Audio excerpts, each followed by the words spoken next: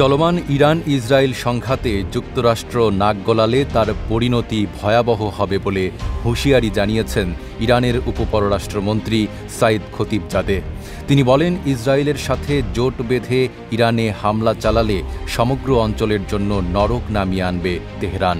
চলমান এই সংঘাত কোনোভাবেই আমেরিকার যুদ্ধ নয় বলেও হুঁশিয়ারি করে দিয়েছেন খতিবজাদে। ইরানের ক্ষেপণাস্ত্র হামলায় ইসরায়েলের দক্ষিণে সোরকা হাসপাতাল ক্ষতিগ্রস্ত হওয়ার পর সাইদ খতিবজাদে এসব কথা বলেন। ইসরায়েলের স্বাস্থ্য মন্ত্রণালয় জানিয়েছে, দেশ জুড়ে তোলপাড় ওয়ালটন ফ্রিজ কিনে আপনিও হয়ে যেতে পারেন মিলেনিয়ার। সোরকা মেডিকেল সেন্টারে ইরানের হামলার ঘটনায় ৭১ জন আহত হয়েছেন। যদিও ইরানের পক্ষ থেকে বলা হচ্ছে, হামলার লক্ষ্যবস্তু হাসপাতাল ছিল না, বরং হাসপাতালেরই পাশে একটি সামরিক স্থাপনায় ছিল তেহরানের লক্ষ্য।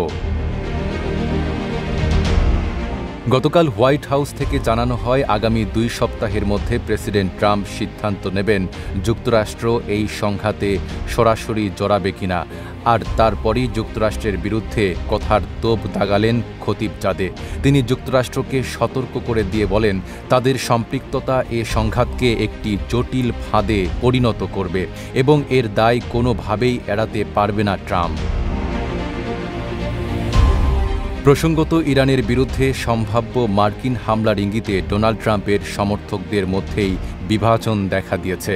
ট্রাম্পের ঘনিষ্ঠ ও প্রভাবশালী কিছু রিপাবলিকান নেতাও তার এমন সিদ্ধান্তের বিরোধিতা করেছেন, অনুরোধ করেছেন ট্রাম্পকে এ যুদ্ধে না জড়াতে। তারা বলেন, কূটনৈতিক সমাধানের পথে না গিয়ে ইরানের পারমাণবিক কর্মসূচি ধ্বংসে ইসরায়েলের সঙ্গে মিলিয়ে সামরিক অভিযান চালানো যুক্তরাষ্ট্রের উচিত হবে না। Desk report, Dhaka post.